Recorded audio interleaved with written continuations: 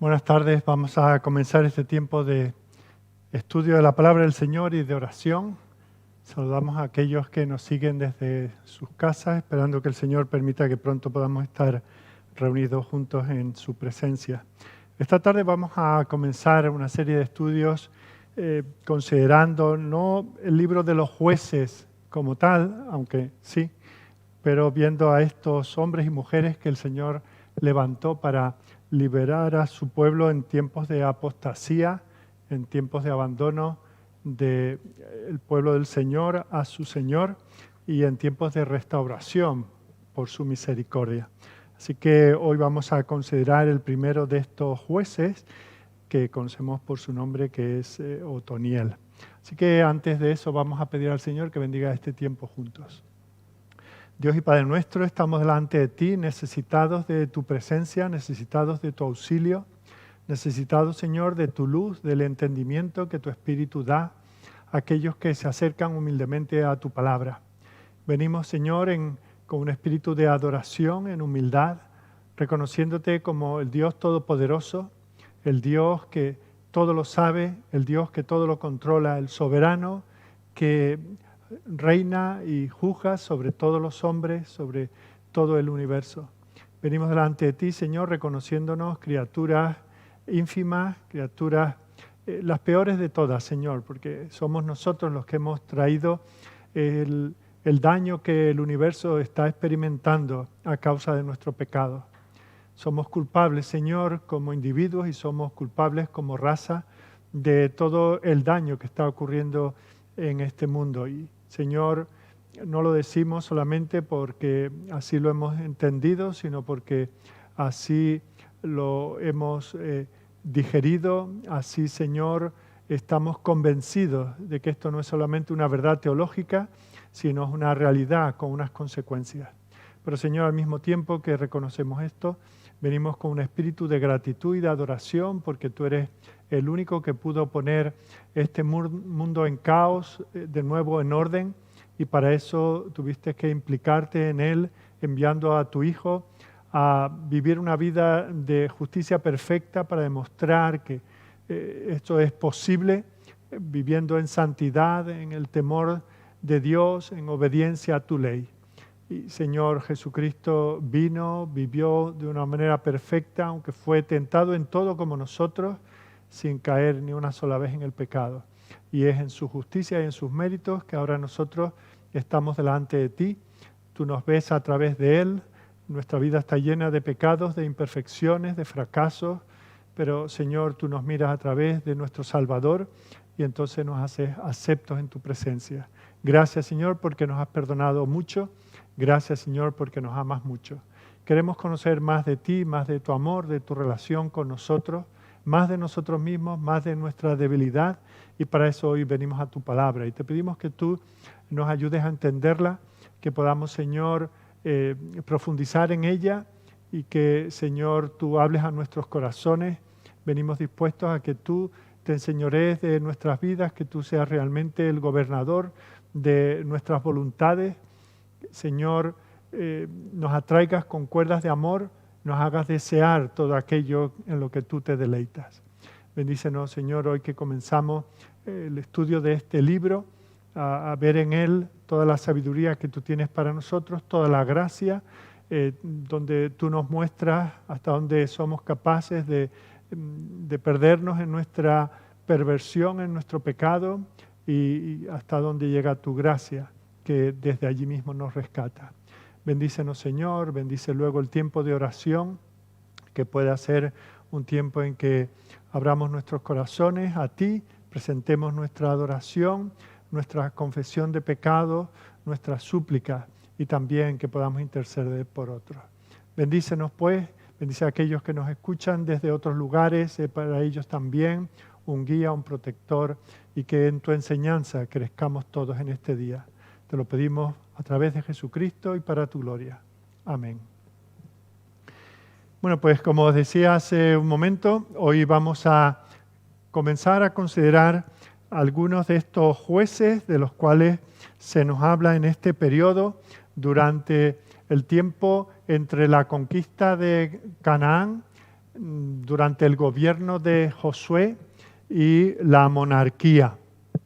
Y lo primero que tenemos que ver es cómo eran estos tiempos. Bueno, pues se describe en todo el libro, pero de una manera muy concreta en el capítulo 17, versículo 6, capítulo 21, versículo 25, donde dice: en aquellos días no había rey en Israel. Por tanto, cada hombre hacía lo que bien le parecía. Y esa es la descripción que Dios hace de cómo Él veía aquella sociedad, aquel pueblo. Es interesante que parece que está describiendo a nuestra nación en el tiempo en que vivimos, a nuestro mundo. En aquel caso tenemos que recordar que Dios había redimido a su pueblo, lo había rescatado de la tierra de Egipto, de la esclavitud de aquellos campos de trabajo donde ellos se encontraban. Lo sacó y a través de 40 años depuró aquella generación de tal manera que entró una nueva generación en esta tierra prometida. Y Dios durante todo ese tiempo, esas 4 décadas, fue fiel a su pueblo, les proveyó todo lo que necesitaban, los protegió de todos sus enemigos y los entró a salvo en la tierra de Canaán. Además, no dijo, bueno, pues aquí estáis vosotros y ahora que tengáis suerte y que os vaya bien. No, Él prometió estar con ellos, prometió derrotar a todos sus enemigos con la única condición de que caminasen delante de Él, de que caminasen en santidad. Y fijaos que al entrar en la tierra prometida, y esto lo vemos en el libro de Deuteronomio que está escrito, el libro de Deuteronomio prácticamente no es historia, sino es un relato de los días justo antes de entrar en Canaán, cómo hay una renovación del pacto del Señor con su pueblo. Y cuando están a punto de cruzar el Jordán y comenzar a poseer la tierra que el Señor les había dado, les dice allí en Deuteronomio capítulo 7, versículos 1 en adelante. Dice, cuando Jehová tu Dios te haya introducido en la tierra en la cual entrarás para tomarla, y haya echado de delante de ti a muchas naciones, al Eteo, al Gergeseo, al Amorreo, al Cananeo, al Fereceo, al Heveo y al Jebuseo, 7 naciones mayores y más poderosas que tú, y Jehová tu Dios las haya entregado delante de ti y las hayas derrotado. Esto es la previa. Cuando suceda esto, Dios lo da por hecho. Entonces, ¿qué harás? Dice en la mitad del versículo 2, las destruirás del todo. No harás alianzas con ellas, ni tendrás de ellas misericordia, y no emparentarás con ellas. No darás tu hija a su hijo, ni tomarás a su hija para tu hijo, porque desviará a tu hijo de en pos de mí, y servirán a dioses ajenos. Y el furor de Jehová se encenderá sobre vosotros y te destruirá pronto. Mas así habéis de hacer con ellos. Sus altares destruiréis y quebraréis sus estatuas y destruiréis sus imágenes de acera y quemaréis sus esculturas en el fuego. Porque tú eres pueblo santo para Jehová tu Dios. Jehová tu Dios te ha escogido para hacerle un pueblo especial más que todos los pueblos que están sobre la tierra. Fijaos que hay pasajes de la Escritura que pueden ser un poco complejos, pueden ser un poco difíciles de entender, pero esto está tan claro como se ve en la superficie. Fijaos que nadie puede decir, es que el mandato era tan enrevesado, era tan complicado. No, era muy sencillo. Versículo 1, tenían que poseer la tierra. Dios se la daba, Dios la conquistaba para ellos. Tenían que poseer la tierra. En segundo lugar, versículo 2, tenían que destruir completamente a todas las naciones que había en Canaán. Nosotros, si miramos un mapa, vemos que es un territorio relativamente pequeño, pero estaba habitado por pequeñas naciones, cada uno con sus reyes, cada uno con sus dioses, cada uno con sus costumbres, cada uno con sus ejércitos, y todos ellos merecedores de la maldición de Dios.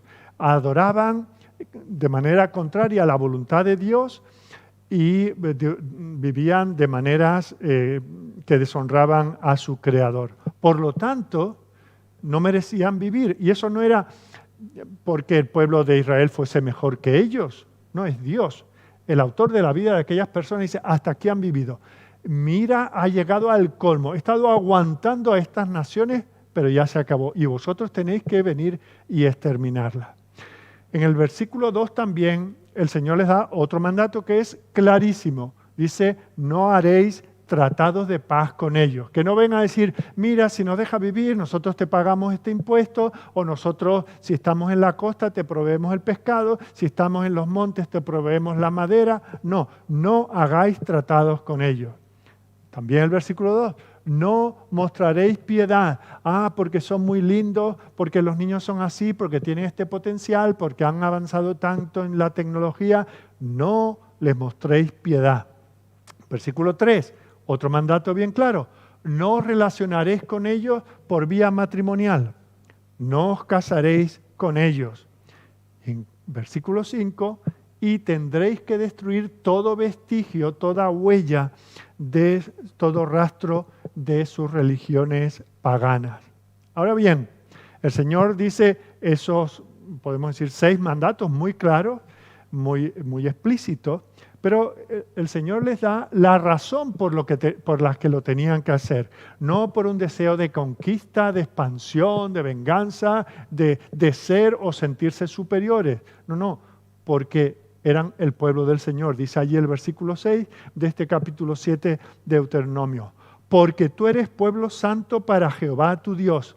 Jehová tu Dios te ha escogido para hacerle un pueblo especial más que todos los pueblos que están sobre la tierra. De entre todas las naciones que había en la tierra, Dios escogió a este pueblo. Dios los había salvado, Dios los había bendecido y Dios les había prometido victoria, cuidado, protección, abundancia, con la única condición de que tenían que caminar con Él. Y vemos que, por lo tanto, porque ellos no eran un pueblo como otro cualquiera, en sí mismos eran igual de perversos que cualquier pueblo, pero Dios los había tomado para hacerlos un pueblo especial. Por lo tanto, ellos no se deberían de contaminar, relacionarse, tener comercio con ellos, tener relaciones familiares con ellos. Eran un pueblo diferente. Dios los había separado. Eso es lo que significa que eran un pueblo santo. Y el Señor les advierte que si ellos se enredaban, comenzaban a tener relaciones con aquellos cananeos, acabarían corrompiéndose espiritualmente, acabarían dándole la espalda a Dios y Dios se vería obligado a castigarle.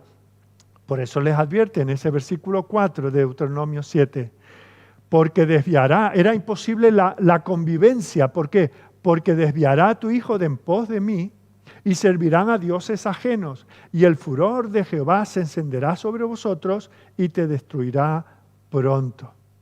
Bueno, pues el Señor dice que cuando esto sucediera, el Señor intervendría enseguida. Dios quería un pueblo santo y si ellos no vivían de manera santa, Él intervendría para hacerlos santos. Y vemos cómo ellos tenían, ya digo, estas instrucciones muy claras, pero todos ellos fracasaron. Y en el capítulo 1 vemos cómo se relata el fracaso de cada una de las tribus. Yo os he dicho en más de una ocasión que la Biblia no fue escrita en capítulos y versículos como aparecen en nuestras traducciones, y esos títulos que hay encima son los editores y estamos muy agradecidos porque nos ayudan a buscar con facilidad un pasaje, etc. Pero ni la división en capítulos, ni en versículos, ni esos títulos que se nos ponen son inspirados, son añadidos por el hombre. Y muchas veces, y con mucho respeto y mucho agradecimiento a quienes lo han hecho, pero muchas veces nos desvían un poquito del contenido real de lo que aquí aparece. Por ejemplo, en el capítulo 1 leemos entre el versículo 15 y el 16, en mi Biblia, Reina Valera del 60, pone allí ese título, extensión de las conquistas de Judá y de Benjamín. Entre el versículo 21 y 22, José conquista Betel. Entre el 26 y 27, extensión de las conquistas de Manasés y de Efraín. Claro, uno lee esto y dice, aquí está el pueblo de Dios cumpliendo la voluntad de Dios, ¡qué bien! Y se relata lo bien que lo hicieron. Pero fijaos que, siendo eso verdad no es toda la verdad. Y en el contexto del libro, que lo que trata de mostrar es el fracaso moral del pueblo de Dios y la necesidad de un rey que viniese a gobernarle, apuntando, señalando al Mesías que habría de venir más adelante. Fijaos que lo que nos dice estos versículos no es lo victorioso que fue este pueblo, sino cómo fracasó una y otra vez cada uno en su cometido. Por ejemplo, mirad los versículos 19 y 20 y habla de cómo Judá falló en su cometido. Dice, Jehová estaba con Judá, quien arrojó a los de las montañas. Muy bien, fijaos que eso es una frasecita corta. Pero mirad lo que dice a continuación. Mas no pudo arrojar a los que habitaban en los llanos, los cuales tenían carros herrados, y dieron Hebrón a Caleb, como Moisés había dicho, y él arrojó de allí a los 3 hijos de Anac. Mas el Jebuseo que habitaba en Jerusalén, al Jebuseo que habitaba en Jerusalén, no lo arrojaron los hijos de Benjamín. Y el Jebuseo habitó con los hijos de Benjamín en Jerusalén hasta hoy. O sea que ahí vemos, Judá falló, Benjamín falló. No lo vamos a leer todo por causa del tiempo, pero mirad el versículo 22 al 26. José también falló. Los versículos 27 al 28. Manasés también falló. Versículo 29. Efraín, por ejemplo. Tampoco Efraín arrojó al cananeo que habitaba en Geser, sino que habitó el cananeo en medio de ellos en Geser. Justamente lo que el Señor dijo que no tenía que pasar. ¿Por qué? Porque llegaron a acuerdos, porque les dio pena, porque les pareció que no eran peligrosos, porque sí adoraban otras cosas, pero bueno, era cosa suya, la religión es un asunto muy personal. Fijaos, eso ocurrió. Zabulón también dice que Zabulón arrojó a los que habitaban, tampoco Zabulón arrojó a los que habitaban en Quitrión, ni a los que habitaban en Naal, sino que el cananeo habitó en medio de él y le fue tributario. Aser, versículos 31 y 32, Neftalí, versículo 33, Dan, versículo 34, por no mencionar a las tribus de Rubén, Gad y la media tribu de Manasés, que ni siquiera entraron a poseer la tierra, sino que vieron otra tierra que les apeteció más en la Transjordania y prefirieron quedarse allí.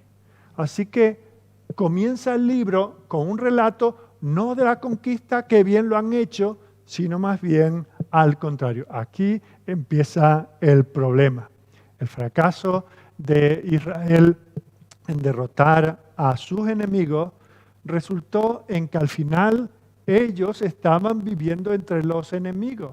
Porque históricamente aquella gente llevaba allí cientos de años. Los nuevos eran los recién llegados.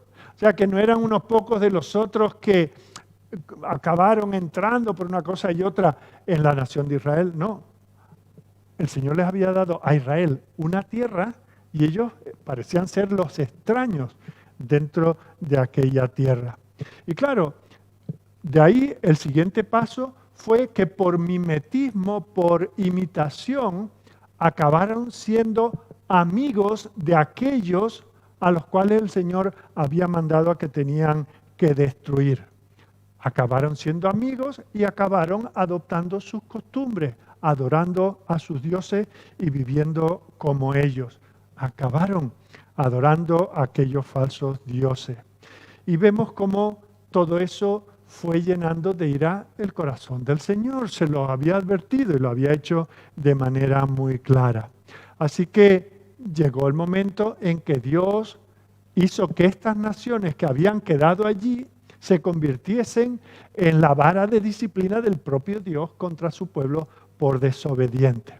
Y lo que vemos en el libro de los jueces es un ciclo, ¿verdad? Un ciclo que se repite una y otra vez. Después de que ellos no honraban al Señor, el Señor les castigaba con aquellas naciones. Otro día, hoy no lo vamos a hacer porque la introducción al libro va a ser amplia, pero otro día veremos a estas naciones que se van mencionando a lo largo del libro, dónde estaban y cómo fueron el enemigo dentro de casa, ¿verdad?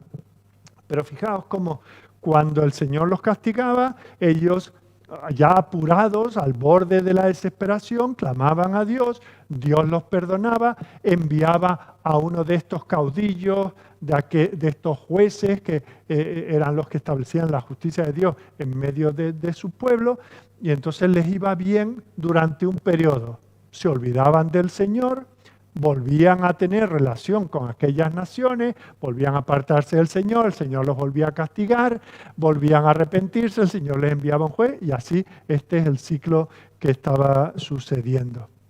Y vemos como eso duró 400 años. No es una temporadita, 40 días, 40 meses, 40 años, 400 años hasta que el Señor les dio el primer rey. Y vemos como, por lo tanto, siendo este el contexto, es muy apropiado para los tiempos en que nosotros vivimos. Este libro es muy provechoso para nosotros hoy, porque aquí vemos los problemas a los que se enfrentó el pueblo del Señor hace tanto tiempo, que no son muy distintos de los problemas, de las tentaciones a las cuales nos vemos nosotros abocados muchas veces.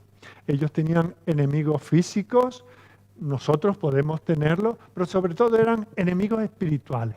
No era tanto que les podían robar las cosechas, sino sobre todo, y lo peor que les estaba pasando, es que acababan llevándolos a su terreno para adorar a sus dioses.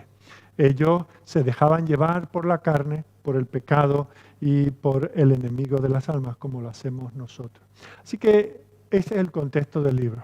Aquí vemos un conjunto de perdedores, uno tras otro son perdedores. Incluso los propios jueces, en muchas ocasiones se muestra su debilidad. De alguna manera Dios está diciendo, esta liberación es temporal, pero vosotros necesitáis a alguien más poderoso, a alguien que sea el libertador real, el juez real, y era, todos sabemos, el prometido Mesías. Así que este es un libro de perdedores, de profanos, pero también de esos paladines que el Señor levantó para defender a su pueblo. Al considerar a estos personajes, y a veces no me gusta usar esa palabra de personaje porque parece que fuese de ficción, son personas que vivieron y que han pasado la historia. Quiero que nosotros veamos cómo podemos vernos reflejados en ellos.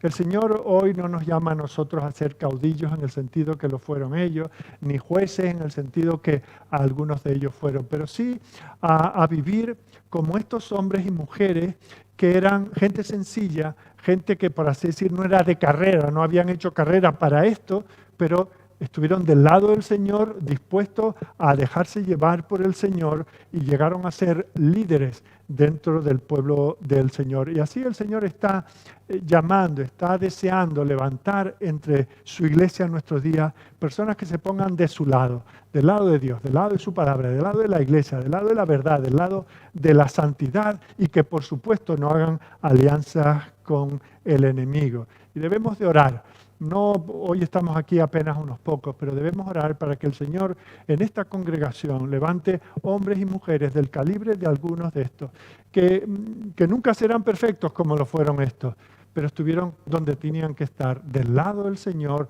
dejándose llevar por el Espíritu del Señor, y con eso alcanzaron grandes victorias para Él. Hoy vamos a comenzar con Otoniel.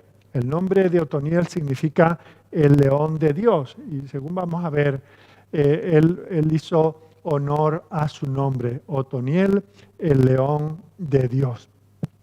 Debido a que el pueblo de Israel se negó a caminar con el Señor como Él les ordenó, el Señor se negó a eliminar. Fijaos que en Deuteronomio 7, que hemos leído antes, el Señor le dice, yo me encargaré, si vosotros andáis en mis caminos, yo me encargaré de quitar de en medio a vuestros enemigos.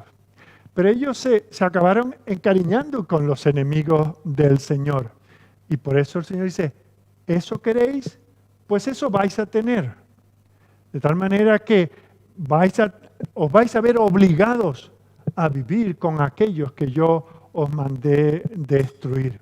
Y vemos en los versículos 1 al 4 del capítulo 3, que es donde vamos a estar centrados en esta tarde, vamos a ver cómo el Señor da las razones por las cuales dejó a la gente, a aquellos pueblos allí en la tierra. Dice el versículo 1, estas pues son las naciones que dejó Jehová, y aquí está la razón, para probar con ellas a Israel, a todos aquellos que no habían conocido todas las guerras de Canaán. Fijaos, las dejó allí para poner a prueba a Israel. Dios permitió que los paganos viviesen alrededor de ellos para que de esa manera su pueblo fuese puesto a prueba. ¿Cómo va a vivir este pueblo que quiere, que dice, no, nosotros no te queremos abandonar, Señor, y somos capaces de convivir con el mundo? A pesar de que tú hayas dicho que no, somos capaces de convivir con el mundo. El Señor dice, pues, si eso es así, ahora me lo tenéis que demostrar. Pero vemos cómo esos pueblos eran pueblos malvados. Mirad unos versículos más adelante, el versículo 4.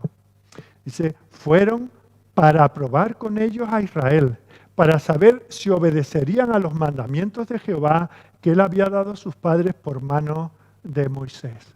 O sea que fueron para ser probados, pero ellos fallaron en la prueba. Fue para examinarlos y ellos suspendieron el examen. Nos dice el versículo 2 que esta gente no había conocido las guerras, las luchas del pueblo del Señor. Mirad el versículo 2. Solamente para que el linaje de los hijos de Israel conociese la guerra, para que la enseñasen a los que antes no la habían conocido. Fijaos, esta gente es lo que pasa, hoy mismo lo estamos viendo, en algunas naciones muy avanzadas está sucediendo que niños bien, de padres bien, de casas bien, con buena economía, con acceso a la universidad, con tantas cosas, como no han conocido otros tiempos difíciles, no han conocido las luchas que tuvieron sus padres y sus abuelos, pues ahora se dedican a ir saqueando tiendas y destruyendo la paz de las ciudades, supuestamente para traer unas libertades que ya les han sido dadas. No saben lo que es tener callos en las manos, no saben qué es sufrir por lo que tienen. Así que dice, queremos más. Lo que tenemos es insuficiente. Bueno, eso un poco le había pasado a esta gente. Llegó un tiempo en que ya, después del periodo con Josué, tuvieron la posesión de la tierra, comenzaron a disfrutar de todo aquello y dijeron, bueno, tampoco es tan complicado esto, ¿verdad? Tan difícil no es la guerra espiritual. Y se fueron dejando dormir, ya no veían al enemigo como enemigo, lo veían como, bueno, un aliado. Y si una potencia mayor viene y nos amenaza, siempre será bueno tener buenos vecinos alrededor. Para eso dice que fueron puestos a prueba. Dios quería que ellos conociesen lo que es la guerra espiritual. Y en eso, de nuevo, ellos fallaron. Ellos demostraron que no se podía confiar en ellos para enfrentarse al enemigo. ¿Por qué? Porque preferían unirse al enemigo que luchar contra él. Parece que esto es una descripción de muchos que se llama hoy pueblo del Señor. Al ver que nuestros jóvenes no tienen interés en la palabra de Dios, ni en la adoración, ni en la iglesia, bueno, pues hagámonos amigos del mundo, hagamos lo que hace el mundo en la iglesia y de esa manera les conquistaremos. No nos enfrentamos al enemigo, nos aliamos con él. Bueno, pues eso trae fracaso. Y el Señor tiene que levantar a este león, a este Otoniel, el león de Dios, para liberar a su pueblo. ¿Por qué? Porque en primer lugar ellos habían transigido. Estos versículos que tenemos nosotros delante, los versículos 5 al 7 en concreto, vemos cómo nos dan detalles del fracaso de Israel. Y están aquí para ser una advertencia para nosotros, porque lo que sucedía entonces sucede también entre nosotros. Ellos lo primero que hicieron fue comprometer la palabra de Dios. Vale, que Dios lo ha dicho, sí. Que está en la Biblia, sí. Que es un libro sagrado, sí. Que tiene mucha sabiduría, sí.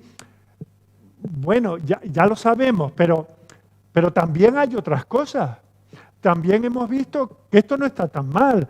¿Qué daño puede hacer esta práctica? ¿Qué daño puede tener esta actividad? ¿Qué daño puede hacer que nos unamos con estos? ¿Qué daño está en poner en práctica sus ideas? Bueno, pues eso es lo que hizo este pueblo? Comprometer la palabra de Dios, la voluntad de Dios, para en el fondo hacer lo que ellos querían. Ellos querían lo mejor de ambos mundos. Todas las bendiciones que Jehová Dios pudiese darle y también la comodidad de los avances sociales, morales, etcétera, que ellos creían que tenían sus vecinos. Fijaos que en el versículo 5 se da un detalle, dice: así los hijos de Israel habitaban entre los cananeos, heteos, amorreos, fereceos, heveos y jebuseos. Esto parece que no nos informa de nada, pero mirad el verbo, habitaban. Estaban ellos dentro de estas naciones. No es que de vez en cuando venía un comerciante de alguno de estos pueblos y compraban y vendían. No, no. Es que al final el pueblo de Israel habitaba entre los pueblos que tenían que haber desaparecido. De nuevo, esto parece ser una descripción de la iglesia en nuestros días. Somos el pueblo de Dios, el Señor nos ha redimido al precio tan alto de la vida de su Hijo, pero nosotros estamos en medio de las naciones. ¿Y qué es lo que nos dicen? ¿Qué es lo que nos proyectan? ¿Qué es lo que nos aconsejan? ¿Cómo es que tenemos que vivir? Oye, pues nos parece razonable y nos parece aceptable y nos parece justo, ¿y por qué no hacerlo? Y acabamos no siendo un pueblo distinguido, no siendo un pueblo separado, sino establecemos nuestra residencia en la casa del enemigo. Estas personas tenían que, en la voluntad de Dios, ese Dios que es 3 veces santo, había dicho que tenían que ser aniquilados totalmente. No había que tener con ellos piedad, no había que hacer ningún pacto. Y de esa manera, poco a poco, esos enemigos se habían convertido en sus nuevos vecinos. Ya no había una línea clara de separación entre el pueblo de Dios y el resto de los pueblos. Recordamos lo que habíamos leído en el capítulo 7 de Deuteronomio. Ellos habían... La batería. Ay.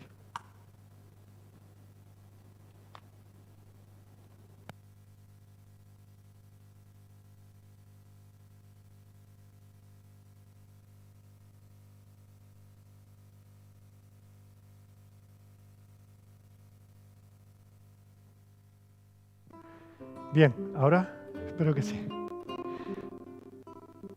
Como decía, ellos habían sido elegidos, habían sido redimidos, habían sido apartados para servir, no para servirse a sí mismos, no para hacer lo que les resultaba más cómodo, sino para servir al Dios Todopoderoso. Ellos habían sido separados y tenían que mantenerse separados.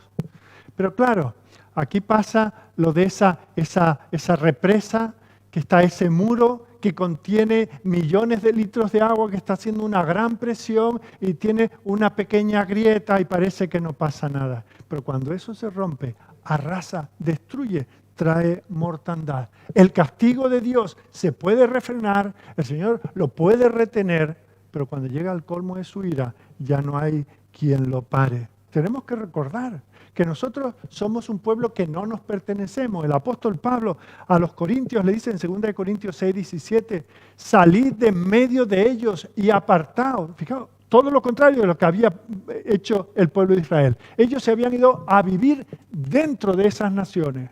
Y el Señor dice, salid de medio de ellos y apartaos y no toquéis lo inmundo y yo os recibiré.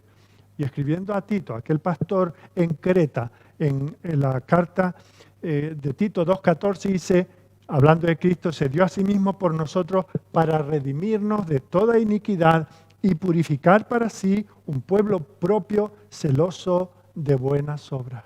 Nosotros somos posesión especial de Dios.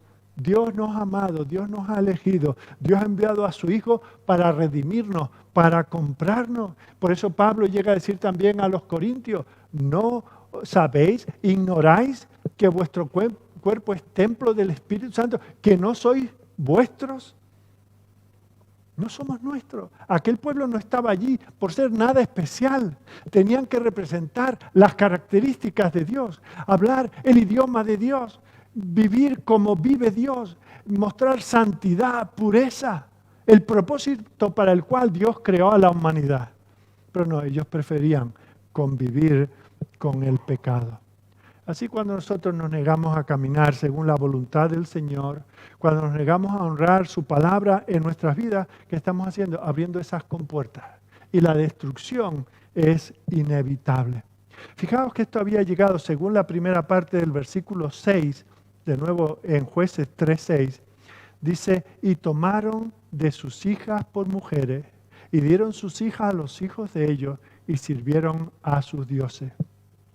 Llegaron a acostumbrarse tanto a vivir con aquel pueblo, con aquellas naciones, que ya no los veían tan raros, ya no los veían tan diferentes. Veían que sí, habían ciertas cosas culturales que no encajan, pero mayoritariamente no son tan mala gente. Y vemos que crían a sus hijas, pues, como se decía antes, mujeres de su casa.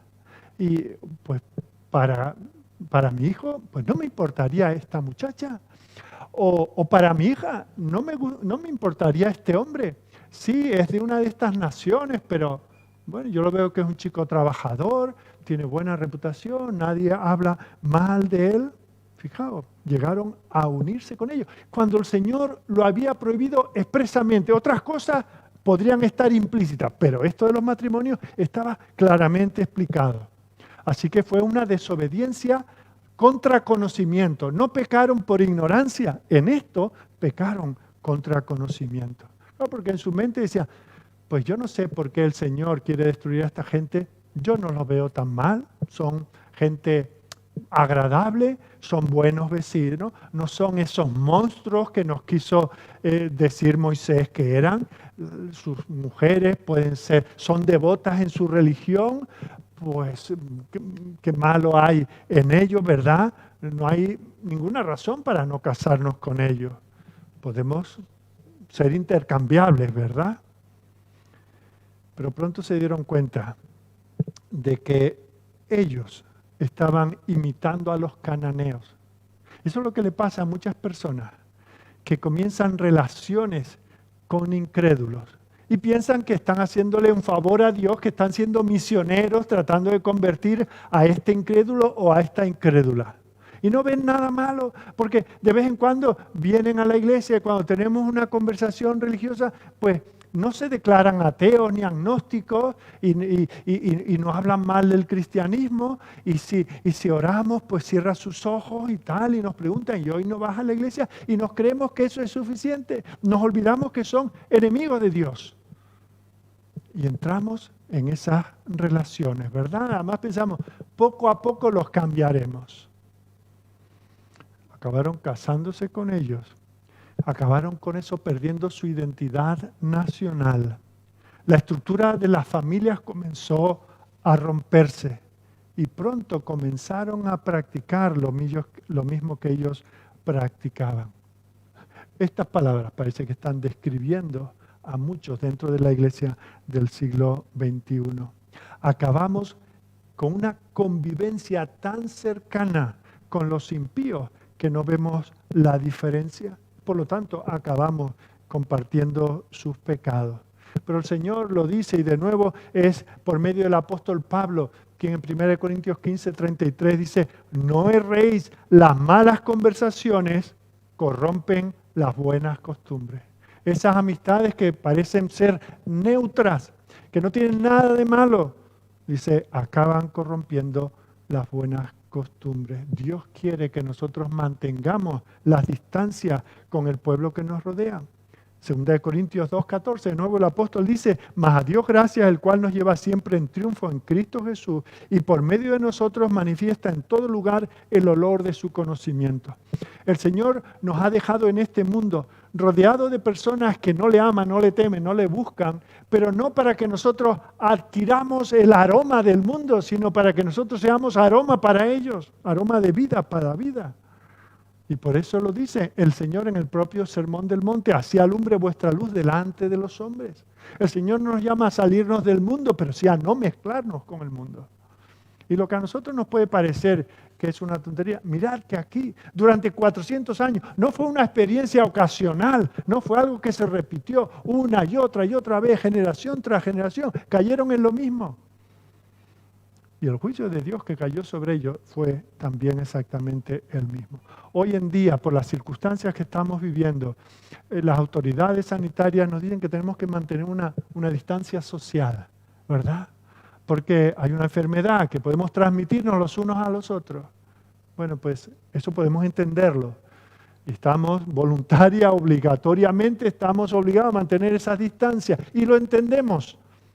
Pero parece que cuando lo dice Dios y cuando lo que estamos tratando no es un asunto de un virus físico, sino de un virus espiritual, parece que que nosotros tenemos suficiente defensa.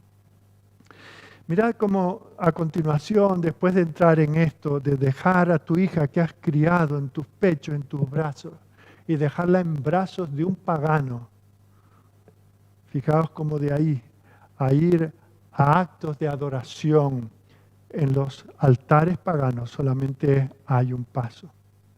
Empezaron a vivir entre ellos, continuaron casándose con ellos y al final iban juntos a adorar con ellos.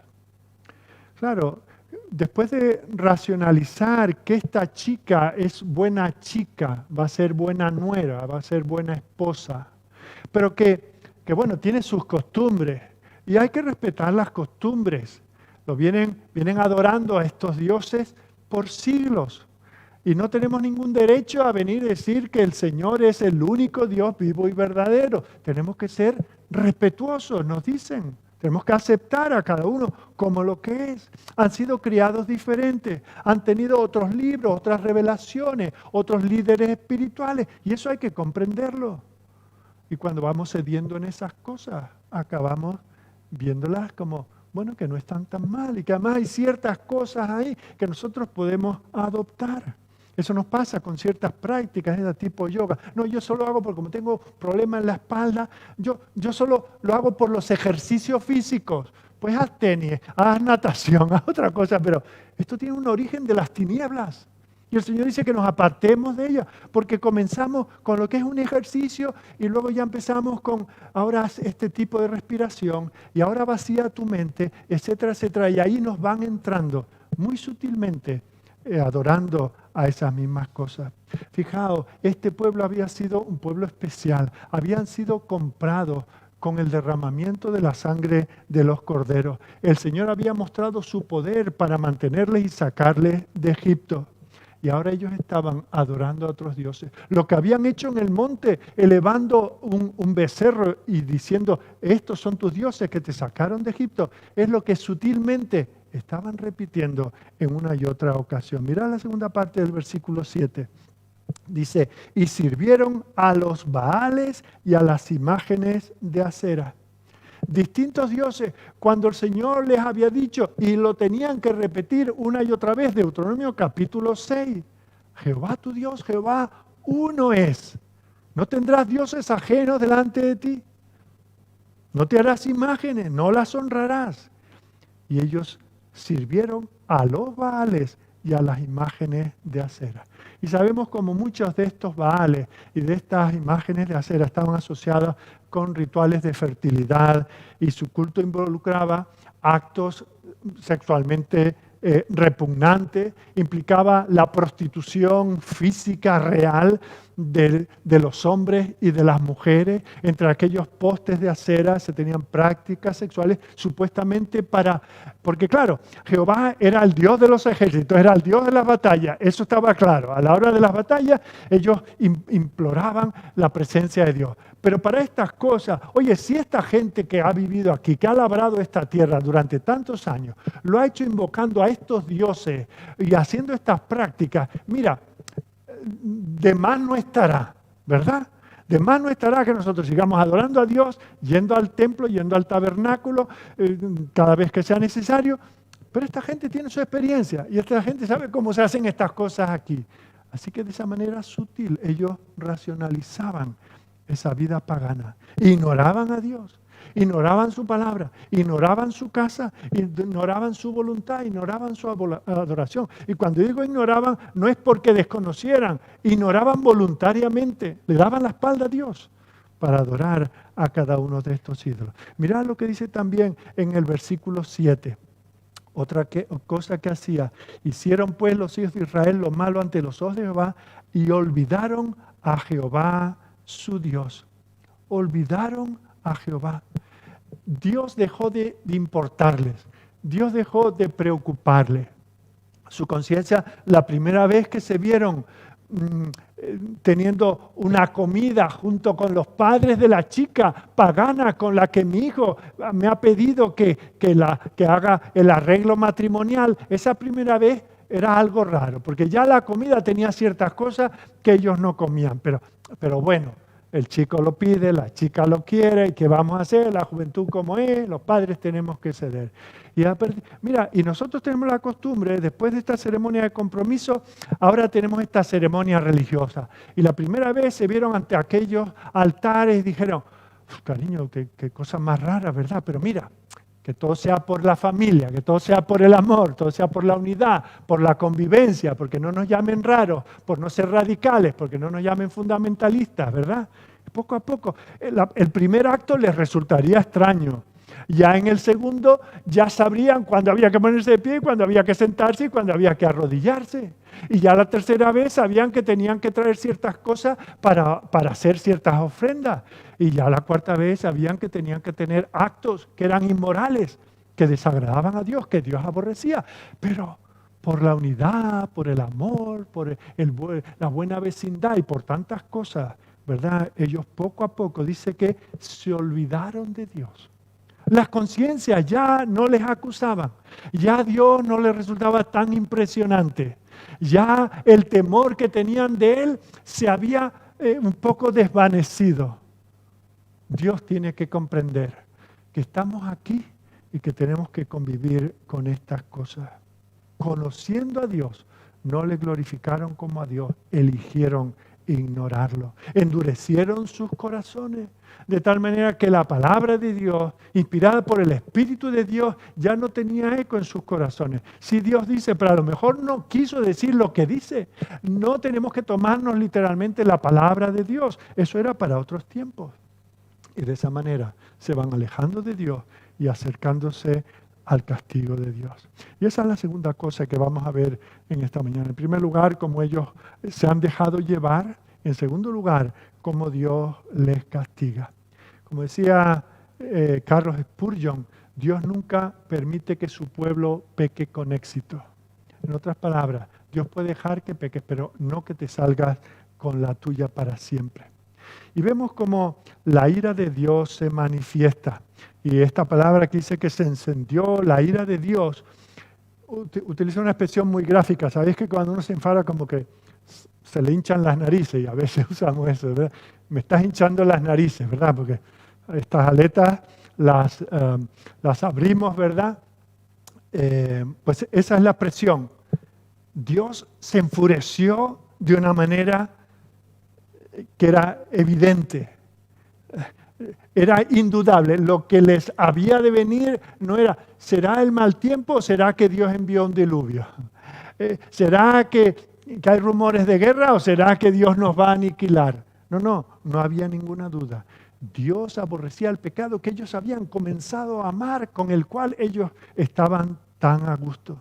No querían la ley de Dios. Dios los había separado y ellos se habían separado de Dios. Y Dios estaba a punto de castigarle. Y aquí tenemos nosotros también que considerarnos a nosotros mismos. El pecado tiene un precio que tenemos que pagar. Dios no nos va a dejar que nos salgamos con la nuestra. Mirad lo que le dice a una de aquellas iglesias a las cuales está dirigido el libro de Apocalipsis, capítulo 3, 19. Yo reprendo y castigo a todos los que amo. Por lo tanto, sé pues celoso y arrepiéntete. Y en días atrás hemos vuelto una y otra vez al capítulo 12 de Hebreos, donde el Señor habla de la disciplina, porque ama a su pueblo.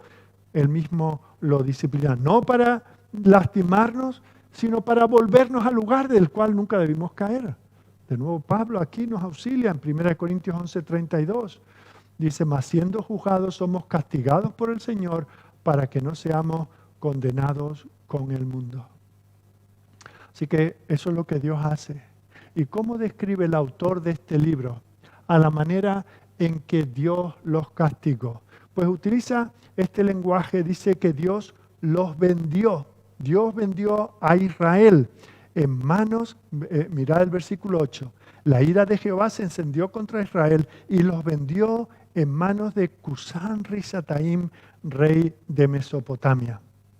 Fijaos, Dios los vendió, los dio por perdidos. Dios dijo, ¿queréis hacer lo que queráis, lo que os da la gana? Hacedlo. Pero eso tiene sus consecuencias. Eso ya había pasado en el desierto, ¿os acordáis? Ya estaban hartos de la providencia del Señor. Es que este mismo pan gratuito y abundante todos los días, que lo podemos hacer de distintas maneras, desde plato principal a postre, a aperitivo, canapé, lo que sea, todo eso se podía hacer con el maná. Pero estamos hartos. Dice, ¿queréis carne? Vais a tener, os voy a dar de lo que queréis, pero moriréis con ello. Y esto es lo que hace aquí. ¿Queréis seguir estos pueblos con sus costumbres? ¿Os parece mejor la ley de esta gente que la mía? Pues vais a tener 2 tazas. Y justamente se habla de este rey, Cusán Risataim, cuyo nombre significa doblemente malvado y criminal. Fijaos, si ya esos pueblos merecían ser destruidos, este era el peor de lo peor, el campeón del mundo de maldad. Así que dice, mi gobierno resulta oneroso, os resulta pesado, no lo podéis soportar, preferís el gobierno de un hombre, pues vais a tener. ¿Queréis paganismo? Pues estas son las consecuencias. Adorar a esos dioses trae estas consecuencias. Queridos, nosotros no estamos muy lejos en este sentido del pueblo de Israel en la antigüedad. Y nosotros nos examinamos a nosotros mismos y nos podemos dar cuenta de que tal vez no estamos viviendo en la presencia del Señor como vivimos en otro tiempo. Nos resulta una carga leer su palabra cada día. Nos resulta pesada la oración. Nos resulta una incomodidad asistir a la casa del Señor. Nos resulta difícil el amar a nuestros hermanos y estar a su disposición. Nos resulta ya insoportable el tener que llevar el Evangelio a otros. Preferiríamos vivir con el mundo en sus tinieblas, pasar desapercibidos, no darnos a conocer, no hacernos notar. Y que el Señor haga su obra por su Espíritu como Él quiera. Fijaos, muchas veces el Señor nos deja en eso. ¿No quieres hablar conmigo? No hables. Ya llegará un día en que en desesperación vengas a mí, no sepas ni cómo venir a mí. Ya vendrá un día en que estarás desesperado, irás a la palabra y la palabra no te dirá nada porque no estás acostumbrado a leerla. No tienes entendimiento, no la has escudriñado. No hay una palabra, no hay una promesa, no hay una enseñanza, no hay una corrección que tengas ahí y que vuelva a rebrotar con la presencia del Espíritu en tu corazón. Eso es lo que quieres, pues. Eso es lo que vas a tener. Así que todo esto es para nosotros una advertencia. Queremos la maldad de este mundo, la complicidad de este mundo. El Señor dice, os mandaré este doblemente malvado y tendréis que disfrutarlo. Y muchas veces recibimos esa cosecha. Perdemos la comunión de los hermanos. Nos vamos apartando poquito a poco. Y como no nos sale un grano, ni se nos cae el pelo, ni nos quedamos con una lumbalgia, pues nos parece que ausentarnos de la casa del Señor, de los medios de gracia en nuestra casa, de leer parece que no nos quedamos ciegos, no perdemos el sabor de las cosas, ¿verdad? Así que parece que no pasa nada, pero perdemos la sensibilidad.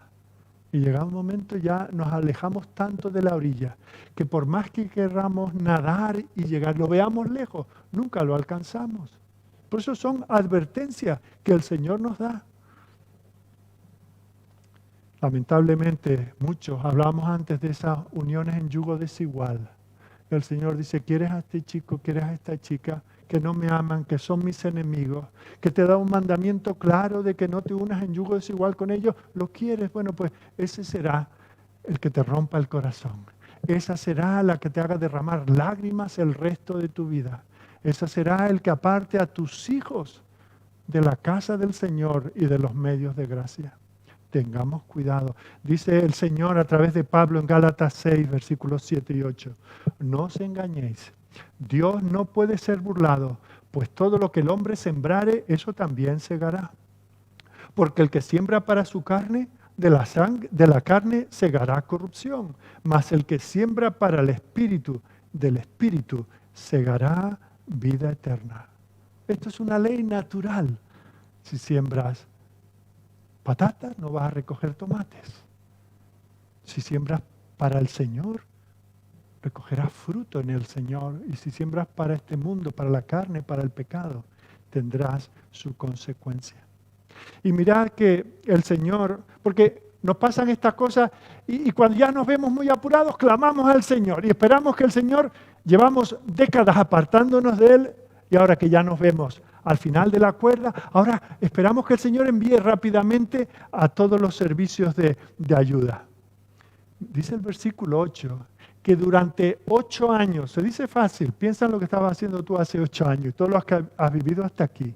Durante 8 años tuvieron a este rey que era doblemente malvado y criminal. 8 años.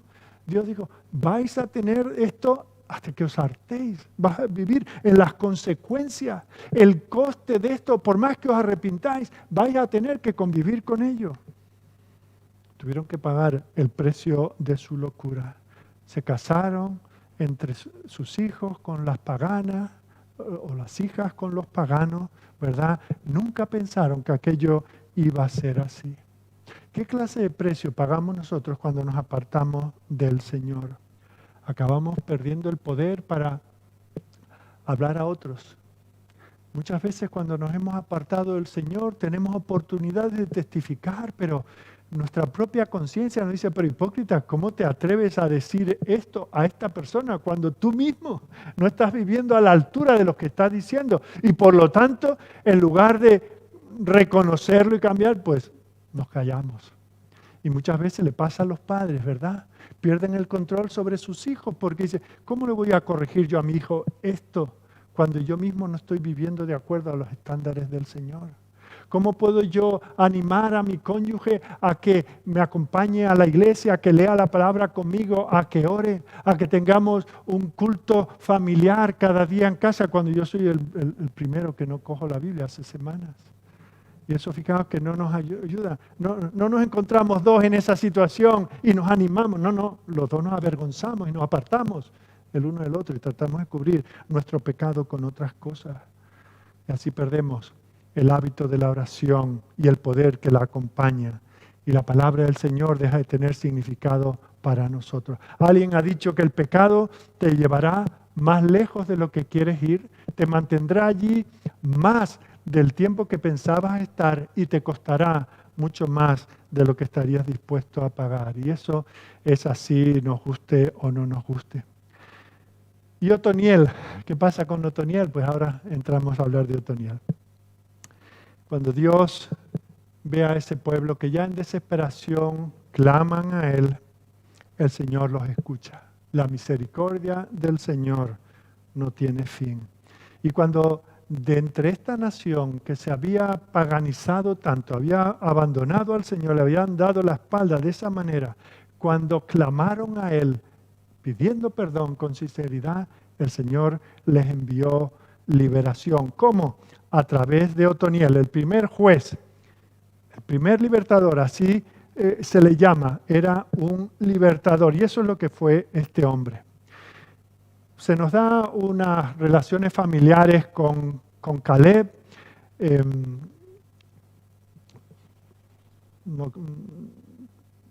Parece que hay una pequeña contradicción, pero bueno, no quiero ahora ocupar tiempo en eso. Lo importante es que vemos que este era un hombre de valor demostrado, un hombre de valentía, un hombre experto en la batalla. En el capítulo 1, versículos 12 y 13, se habla de él que derrotó a toda una ciudad cananea para conseguir como esposa a una hija de Caleb. Vemos, por lo tanto, que este era un hombre de valor demostrado y era uno de los líderes en Israel. Algunos comentaristas, no sé basados en qué, pero hablan de que sería un hombre de unos 75 años, probado en batalla, sobre todo disponible. no estaba contaminado de la manera en que estaba la mayor parte de la nación. Dios lo eligió. Y lo importante que vemos aquí es que en un sentido, era un hombre cualquiera. No sabíamos mucho de él antes de llegar aquí.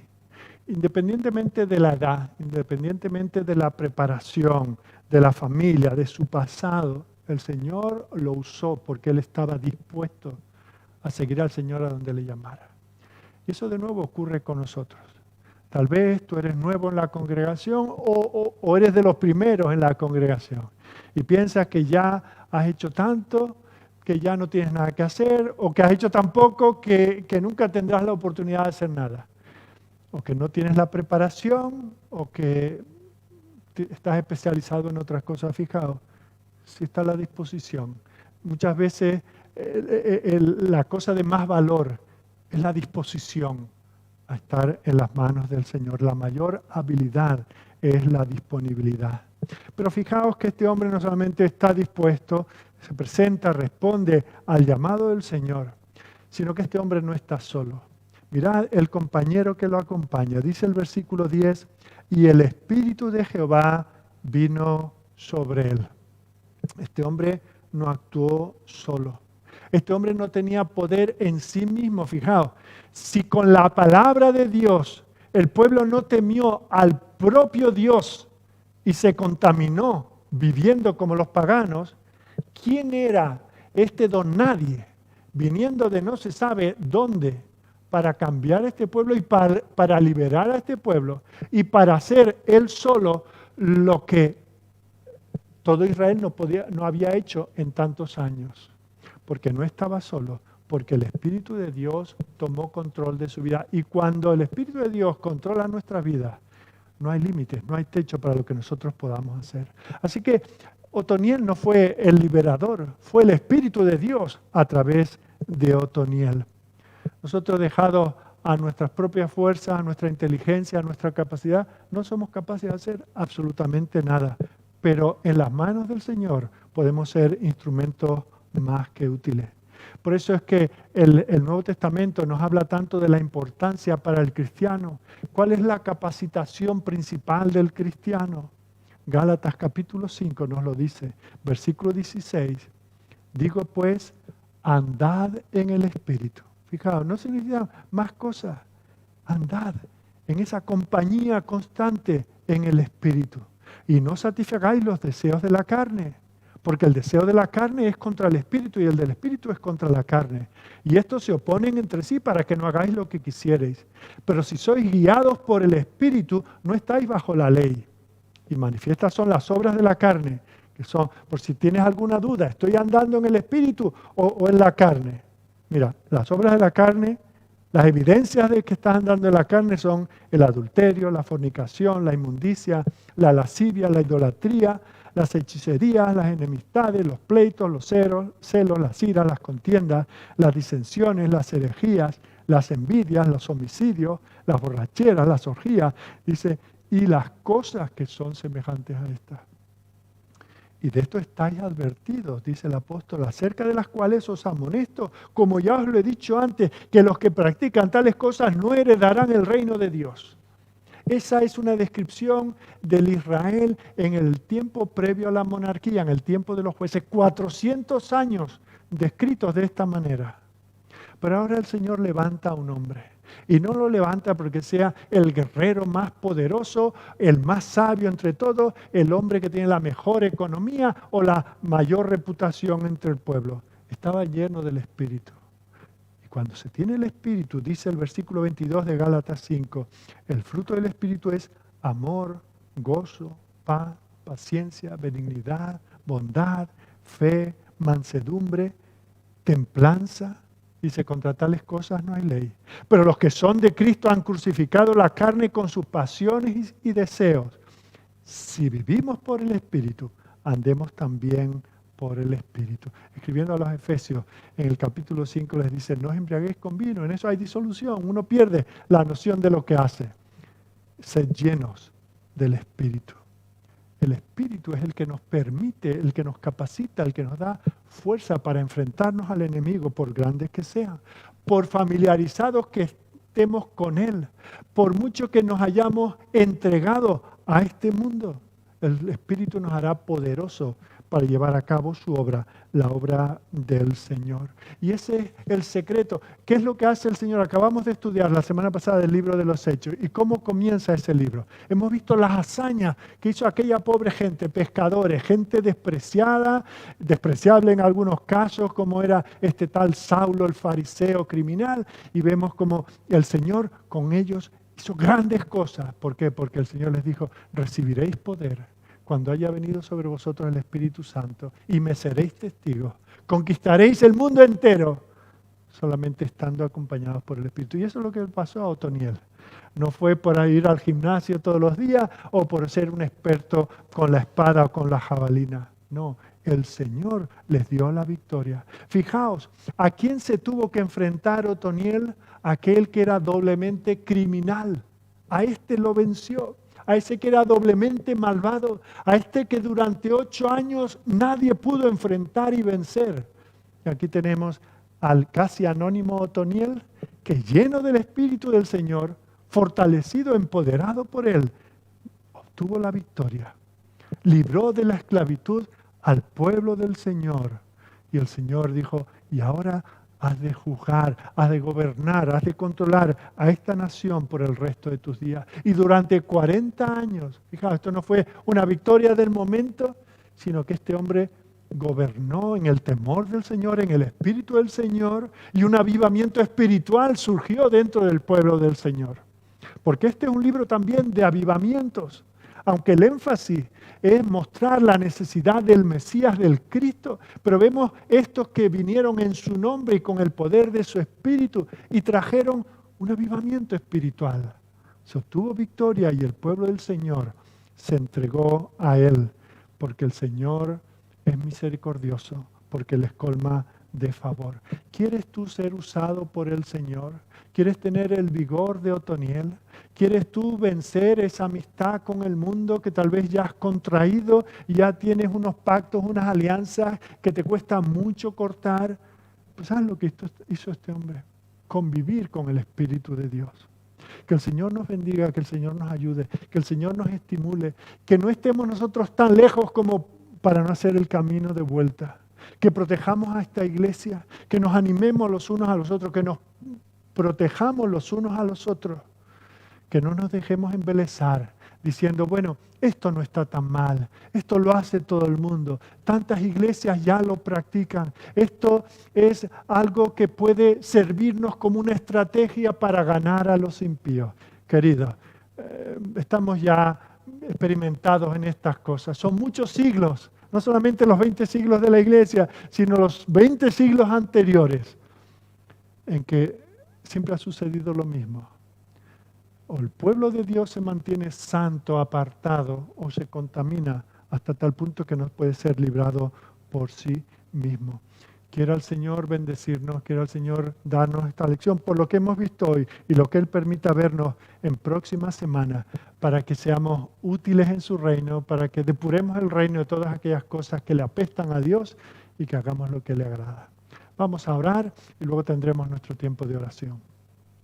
Amado Dios y Padre, nos vemos reflejados como iglesia, como pueblo evangélico del siglo XXI, nos vemos reflejados en la historia de Israel, en los tiempos después de Josué y antes de la venida del primer rey ungido por ti, el rey David.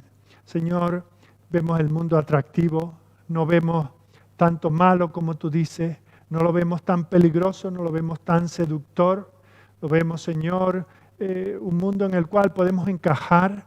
No queremos, Señor, ser tratados de raros ni señalados, queremos mimetizarnos con nuestro entorno y poco a poco nos dejamos seducir y cedemos, Señor, al mundo, a sus filosofías, a nuestros hijos, a tu iglesia. Y, Señor, cuando queremos dar marcha atrás ya es demasiado tarde. Señor, líbranos de vivir esa experiencia en esta congregación. Manténnos puros, Señor, aunque eso nos suponga tener el San Benito de fanáticos, de radicales, aunque vivamos la oposición de algunos, incluso de dentro de la propia iglesia y de muchos de fuera. que seamos fieles a ti. Levanta, Señor, muchos Otoniel, muchos leones de Dios, que estén dispuestos a rugir, a pelear con el poder del Espíritu para traer de nuevo la pureza a tu pueblo. Ayúdanos, Señor, santifícanos para que no te avergoncemos, para cumplir tus propósitos, para traerte gloria. Te lo pedimos todo y te lo agradecemos todo en el nombre de tu Hijo. Amén.